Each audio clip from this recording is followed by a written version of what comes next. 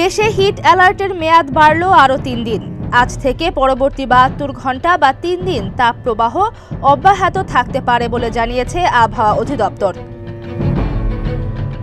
এখনই বড় পরিসরে বৃষ্টি হয়ে তাপপ্রবাহ দূর হওয়ার সম্ভাবনা নেই বলে আজ থেকে আরও ৩ দিনের হিট অ্যালার্ট জারি করা হলো। এর আগে ৩ দিনের যে হিট অ্যালার্ট জারি ছিল তার মেয়াদ গতকাল শেষ হয়েছে।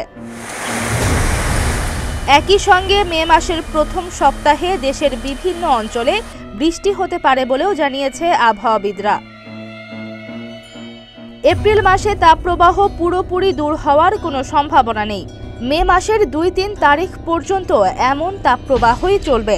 এরপর বিভিন্ন অঞ্চলে কিছু বৃষ্টির সম্ভাবনা আছে, তবে বিচ্ছিন্নভাবে কোথাও কোথাও বৃষ্টি হতে পারে বলে জানান আবহাওয়াবিদরা। তবে আপাতত দিনের তাপমাত্রা ৪২ ডিগ্রি সেলসিয়াস পার হওয়ার কোনো লক্ষণ নেই। ৩০ এপ্রিল পর্যন্ত তাপমাত্রা আর খুব বেশি বাড়ার সম্ভাবনাও নেই। আবহাওয়া অধিদপ্তরের তথ্য অনুযায়ী বুধবার খুলনা বিভাগ সহ দিনাজপুর, নীলফামারী, রাজশাহী, পাবনা, ফরিদপুর ও গোপালগঞ্জ জেলার উপর দিয়ে তীব্র তাপপ্রবাহ বয়ে যায়।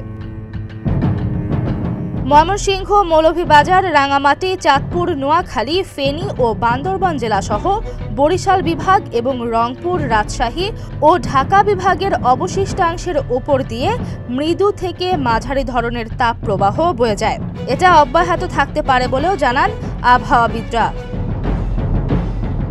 আজ সন্ধ্যা ৬টা পর্যন্ত সিলেট বিভাগের ২-১ জায়গায় অস্থায়ীভাবে দমকা অথবা ঝোড়ো হাওয়া সহ বৃষ্টি অথবা বজ্রসহ বৃষ্টি হতে পারে, আর সেই সঙ্গে কোথাও কোথাও বিক্ষিপ্তভাবে শিলাবৃষ্টিও হতে পারে। এছাড়া দেশের অন্যত্র অস্থায়ীভাবে আংশিক মেঘলা আকাশ সহ আবহাওয়া প্রধানত শুষ্ক থাকতে পারে। শুক্রবার সন্ধ্যা ৬টা পর্যন্ত অস্থায়ীভাবে আংশিক মেঘলা আকাশ সহ সারা দেশের আবহাওয়া প্রধানত শুষ্ক থাকতে পারে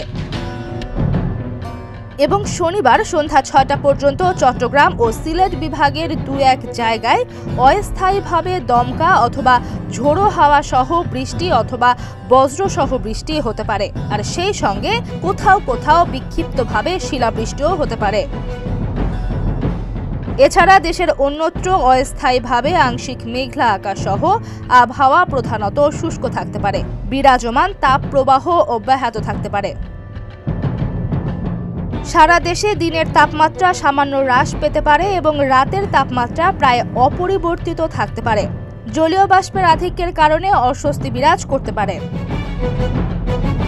ডেস্ক রিপোর্ট, প্রতিদিনের বাংলাদেশ।